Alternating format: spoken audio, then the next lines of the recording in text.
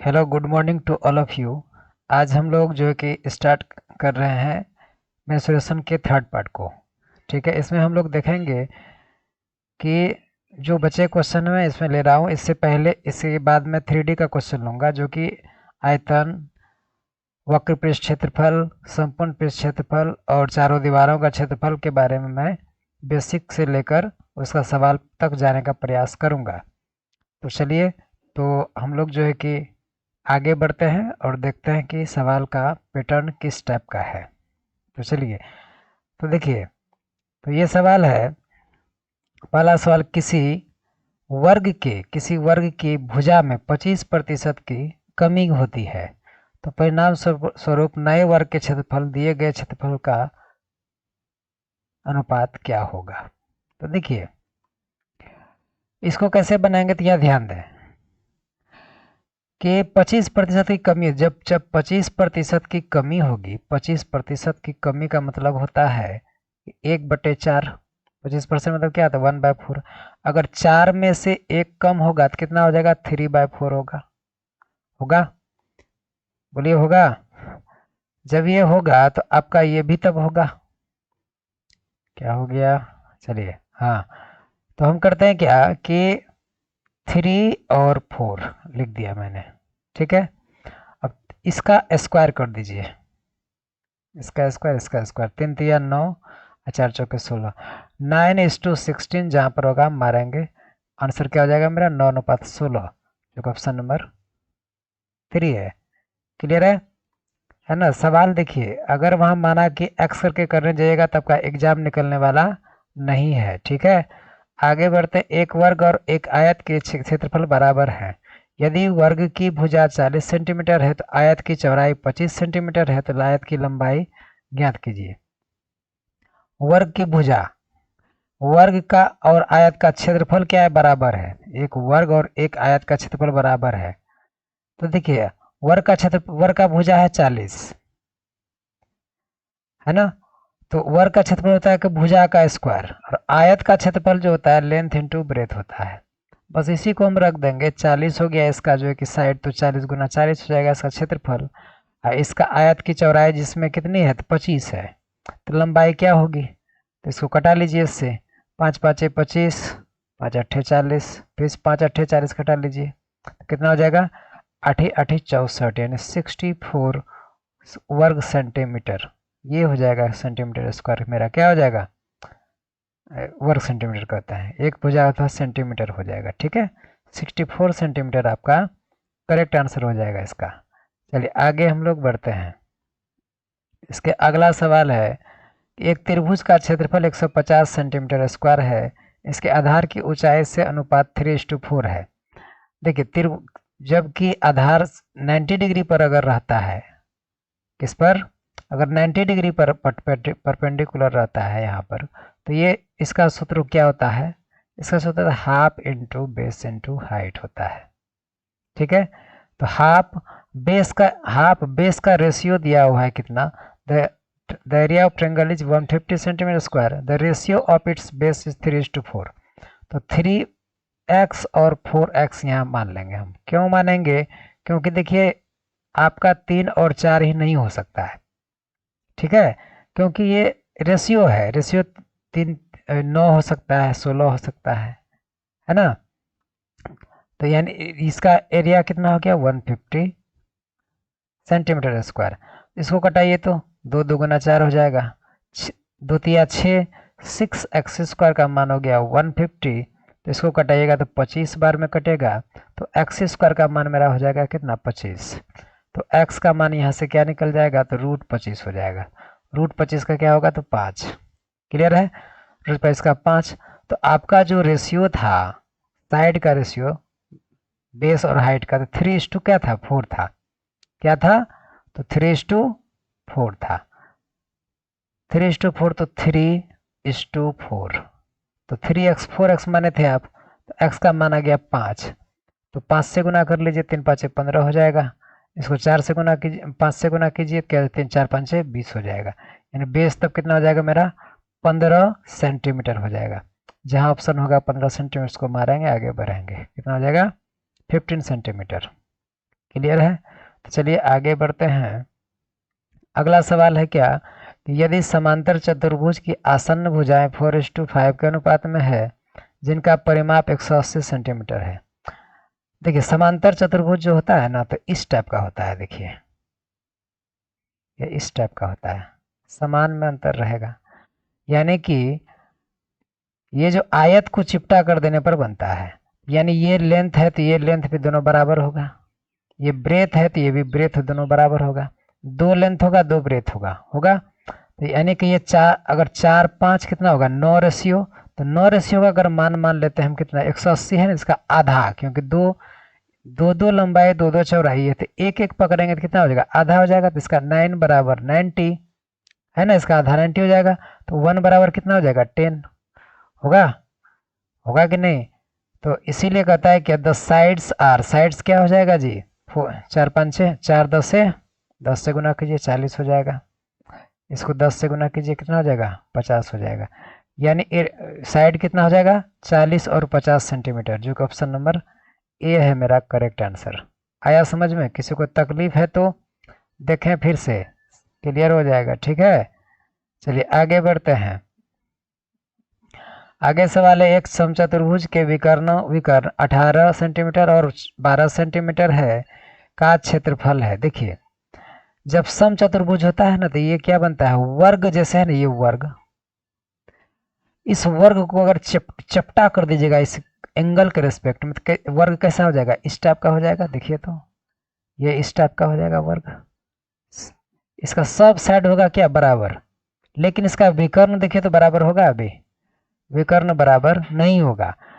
तो इसका जब एरिया निकालते हैं तो इसी को कहते हैं क्या समचतुर्भुज। क्या कहते हैं इसको समचतुर्भुज।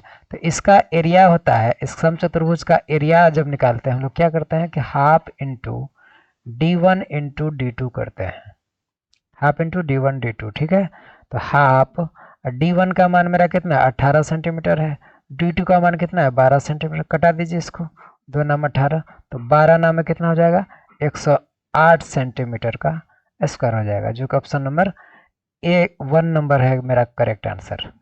आया समझ में? तो चलिए नेक्स्ट सवाल पर चलते हैं। इसके आगे सवाल है क्या कि यदि एक वृत्त की परिधि 22 सेंटीमीटर है, वृत्त की परिधि कितनी है 22 सेंटीमीटर है।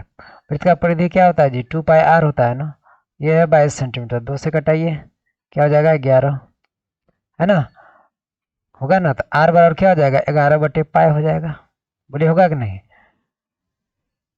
अरे समझे? तो अर्धवृत्त का क्षेत्रफल ज्ञात कीजिए, अर्धवृत्त का क्षेत्रफल ज्ञात कीजिए। अर्धवृत्त का क्षेत्र तो देखिए अगर कहेंगे सेमी सर्कल का एरिया, तो देखिए ये सर्कल है ना, इसका आधा भाग, तो पूरा सर्कल का तो होता है πr², आधा का क्या हो जाएगा हाफ कर दीजिए।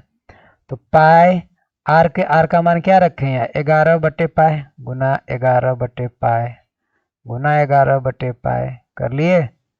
11 है यहाँ पर, सॉरी बढ़िया से लिखिएगा थोड़ा, 11/π है ना। इसका आधा करेंगे तो दे दीजिए आधा, तो 1π से 1π तो मेरा कैंसिल हो गया है ना। जब इसको सोल्व करेंगे फर्दर तो 11 इंटू तो नीचे देखिए तो यहाँ 2 है और यहाँ 22/7 कीजिएगा, यहाँ पर नीचे है तो 22 है ना, यहाँ नीचे 22/7, 22 नीचे आ जाएगा और 7 कहाँ जाएगा तो ऊपर हो जाएगा ना। कहीं गड़बड़ तो नहीं किया मैंने? पाई आर का मान है 11/π, ठीक है। तो ठीक है, पाई का मान 22/7। चलिए अब देखिए इसको कीजिएगा तो कटाने से कितना आएगा जी 11 गुना 11 कहता है if the circumference of a circle is 22 centimetre, 22 हमने कटाया 2 11 2 22, आर बराबर 11/π, तो हम इसका मान रख सकते हैं πr²/2। ठीक है, अच्छा बेटा ठीक ठाक है। Find the area of the semi circle. अब इनको कटा लीजिएगा जितना भी आंसर आए है ना। 11 2 गुना 22 हो जाएगा, होगा 11 7 77 को अगर 477 को हम 4 से डिवाइड करेंगे कितना होगा जी? अगर मैं 77 को 4 से डिवाइड करूं तो कितना हो जाएगा 4 77 को 4 से डिवाइड करूँ तो लगभग 19 चौके 76, लगभग 19, यही एक ऑप्शन है जो लगभग मिल रहा है। ठीक है, आया समझ में? तो ऑप्शन नंबर क्या हो जाएगा? 2 मेरा करेक्ट आंसर हो जाएगा, 19.25 वर्ग सेंटीमीटर हो जाएगा। समझे?